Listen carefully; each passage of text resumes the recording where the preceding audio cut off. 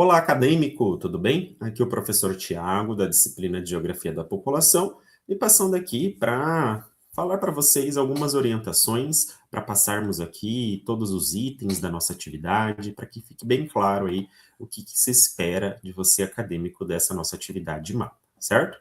Bom, então vamos lá juntos passar passo a passo aqui do que se espera dessa atividade, tá? Então vou pular essa partezinha introdutória, depois vocês podem ler com mais calma, que vai falar sobre a dinâmica populacional, né, e os fatores que estão relacionados a toda essa dinâmica, né, que ocorre dentro aí dos espaços, tá? Bom, então nesse contexto da dinâmica populacional, a gente sabe que a população ela precisa ser sempre analisada para além de números, né, para além de dados estatísticos. E sua distribuição, seus deslocamentos e suas formas de ocupação, elas ajudam a compreender como que o espaço geográfico é organizado. Tá? Então, entender todo esse comportamento é importantíssimo para a gente compreender por que desse espaço estar organizado da forma como ele se encontra. Tá? Então, a presença de áreas muito povoadas, de regiões com baixa ocupação, de movimentos migratórios e de diferentes condições de acesso a serviços públicos, demonstra que o território é produzido de maneira desigual, né? Então, os territórios, né, os espaços, as cidades, os bairros, né, eles não vão ter ali uma certa homogeneidade. Então, a maioria das vezes vai ser ali apresentado, vai ser organizado, socioespacialmente falando, de forma desigual. Então, assim, o estudo da dinâmica populacional contribui diretamente para interpretar as diferentes existentes, né, as diferenças existentes entre bairros, municípios, regiões e até mesmo países. Então, nessa atividade acadêmica, você vai então se imaginar ali como um professor, né? Um futuro professor, uma futura professora de geografia, e que você deseja trabalhar junto com seus estudantes da educação básica, uma atividade prática. E uma atividade prática referente a quê? Referente à população do município onde você vive. Então, para isso, você deverá realizar uma observação prática do seu bairro, município ou região, identificando elementos que ajudem a compreender como que a população está distribuída e quais fatores explicam essa organização espacial, tá? Então, é uma atividade muito prática, é muito gostosa de estar sendo realizada e vai totalmente de encontro com o que nós estamos trabalhando em nossa disciplina, tá? Então, seguindo todas as etapas aqui, todo o passo a passo da atividade que está aqui, né, sendo cobrada aqui na atividade, tenho certeza que você vai conseguir realizar a atividade aí com muita assertividade e com muito êxito, certo? Bom, então o primeiro passo dessa atividade é a escolha da área de estudo aonde você irá fazer essa observação prática. Então pode ser ali um bairro, pode ser uma avenida, pode ser o centro da cidade, uma área periférica, uma comunidade rural ou o município como um todo. Tá? Então, é você que vai escolher o local, a área de estudo onde você estará fazendo essa atividade em locos, tá? Bom, a partir do momento da escolha, você vai identificar o nome do local que você escolheu e explicar brevemente por que você selecionou essa área. Ah, selecionei lá um bairro. Por que você selecionou esse bairro específico do local onde você vive, tá? Então, brevemente, você vai explicar. Já na etapa 2, depois de selecionado o espaço, a área de estudo, é o momento de você ir até esse local e fazer a observação dele. Então, o que você deverá fazer de observação e registrar? Fazer ali o registro dos seguintes aspectos. Por exemplo, a concentração de moradias nesse local, a presença, né, de prédios, casas, chácaras, áreas vazias, se há existência de comércios e serviços, presença de escolas, postos de saúde, igreja, né, as condições das ruas, a infraestrutura, fluxo de pessoas, desigualdades socioespaciais. Então, tudo que você, né, observar, né, nessa área que você escolheu, nesse momento que você está fazendo ali o trabalho em locus, você então vai registrar esses aspectos. Então, você pode utilizar para te ajudar nesse momento, né, fazer anotações, tirar fotografias, utilizar mapas digitais, enfim, tudo que for ali de contribuição para te ajudar nesse momento ali da formação da sua atividade, você pode estar utilizando, tá? Já depois, na etapa 3, é o momento que você vai buscar dados oficiais para então buscar essa confrontação, né, dos dados reais, né, da realidade que você observou, com os dados oficiais dessa área escolhida. Tá? Então, agora é o momento do levantamento de dados. Então, você vai pesquisar pelo menos 2 dados populacionais sobre o município ou o bairro que você escolheu. Esses dados podem ser retirados, né, de fontes oficiais, como, por exemplo, o site do IBGE, a prefeitura municipal, plano diretor, sites oficiais ou até mesmo observação local.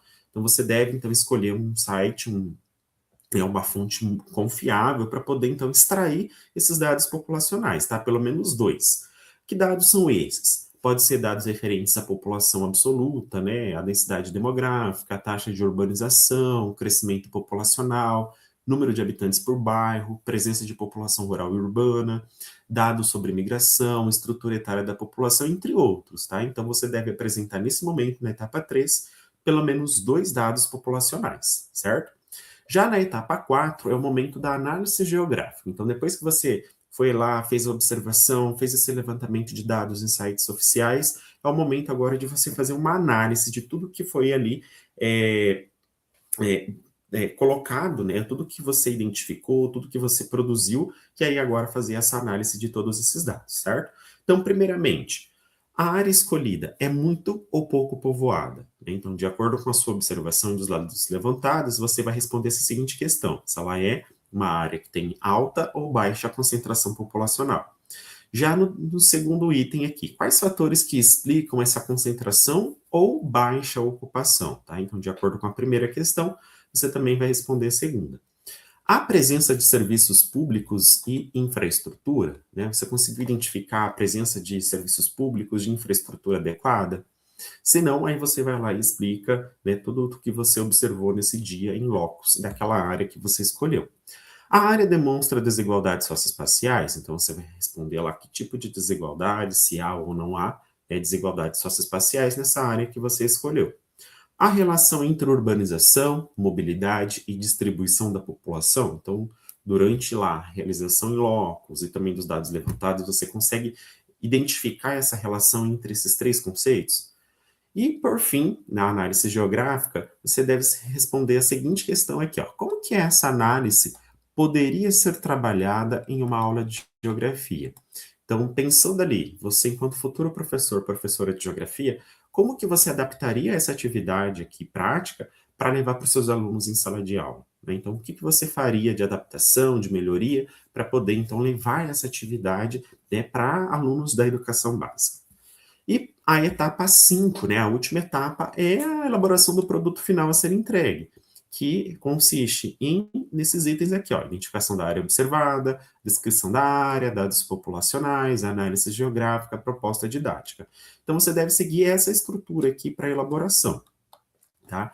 O título, tá? Então, você lá no momento do seu relatório final, você vai colocar o título e aqui uma sugestão, né? Então, por exemplo, análise da distribuição populacional no bairro ou município de... Então, daí você complementa aqui. E se é um bairro, se é um município, se é, enfim, qual foi a área que você escolheu. Então, seguindo essa estrutura, você vai conseguir entregar, então, sua atividade com muita assertividade, conseguir seguir todos os passos aqui e entregar ela com muita qualidade, tá? Então, a área escolhida, observação de espaços, dados populacionais pesquisados, análise geográfica, a possibilidade de uso em sala de aula e, por fim, as referências. Então, tudo que você utilizou aqui de fonte, principalmente dos sites que você utilizou para buscar os dados populacionais, você coloca aqui no último item, tá? Bom, mas não se preocupem, porque lá no template da disciplina tem todo, né, esses itens ali para você, então, seguir e, então, elaborar o seu relatório final, certo? Então, lembrando sempre, né, que seu trabalho deve estar nesse modelo aqui do template, né, que você deve seguir os padrões de ortografia, ter clareza e coerência na hora de você explicar e organizar muito bem as informações levantadas. Lembrando também da formatação do texto, tá? Então, o seu texto, na hora que você abrir o seu template, baixar ele, já vai estar ali com a formatação, mas sempre verificar se está tudo certinho, tá? Bom, para auxiliá-los no desenvolvimento da sua atividade, né, você deve fazer o uso do livro didático, de materiais de apoio, revisar o que você escreveu, ampliar as ideias e concluir a sua atividade. Após o término, fazer uma revisão, né, uma correção ortográfica e certificar que você está colocando, né, o arquivo correto. Lembrando das normas da ABNT, é fundamental, enfim.